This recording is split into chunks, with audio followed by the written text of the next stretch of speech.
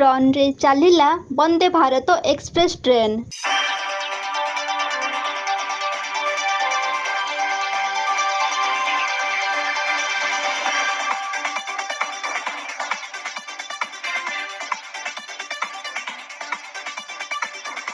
टाटानगर ब्रह्मपुर मध्य September 15 तारिख चलिब Vande Bharat express train.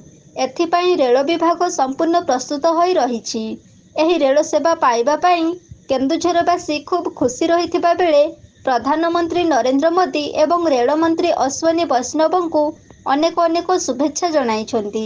रेलबाई सेवा पाइबा पाई अपेक्षारत थिबा केन्दुझरवासी अपेक्षार अंत घटिबाकू जाउछि। केन्दुझर एक आदिवासी बहुल जिला होइथिबा बेले सहज और सुविधारे रेलबाई सेवा पाइपारिबा जोगु केन्दुझरवासी अत्यधिक खुशी जाहिर करिछन्ति। अल्प किछि दिन व्यवधान रे एही रेल सेवा मिली पारुथिबारु रेल जोगे जिबा आसिबा सुविधा खूब शीघ्र केन्दुझरवासी पाइपारिबे।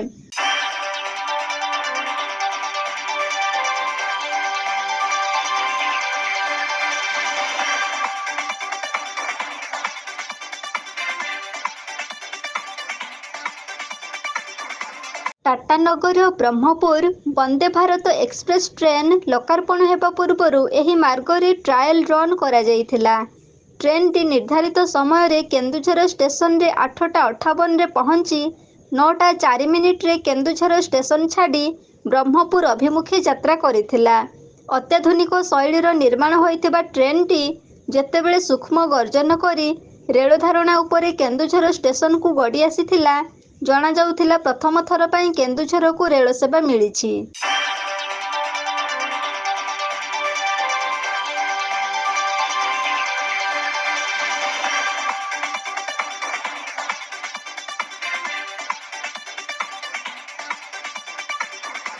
टाटानगर ब्रह्मपुर मध्य चलाचल करने जाउथिबा वंदे भारत एक्सप्रेस ट्रेन रो ट्रायल रन रे केन्दुझरवासी को खूब उत्साह देखिबाकू मिलिथिला। ट्रेन टी को देखिबा पाई आखपाखर लोकमानंको खूब गहली लागिथिला। ता सहित अनेक विशिष्ट व्यक्तिविशेष स्टेशन रे उपस्थित रही स्वागत जणाइथिले। स्टेशन रे रुंडीभूत होइथिबा रेलप्रेमींको मनरे खूब उत्साह रहिथिबा देखिबाकू मिलिथिला। किछि समय हेउ पछे केन्दुझर रेल स्टेशन रे एक जनपूर्ण परिवेश सृष्टि होई जाइथिला।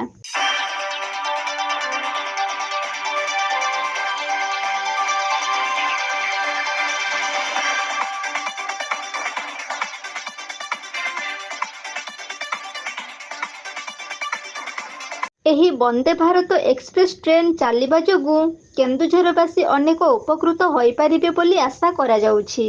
केन्दुझर भली खଣି खादान भरा रत्नगर्भा माटी रे अनेक समय रे बहु दूर दूरांत को जिबा पाई विशेष करी बस उपरे निर्भर करिथांती। केन्दुझर रे रेलबाई सेवा रहिथिले मध्य दूर स्थान को यात्रा करिबारे किछि न किछि उणा रही जाइथिला। वंदे भारत एक्सप्रेस ट्रेन चलिला परे ताहा पूरण होई पारिबो बोली आशा करा जाउछि।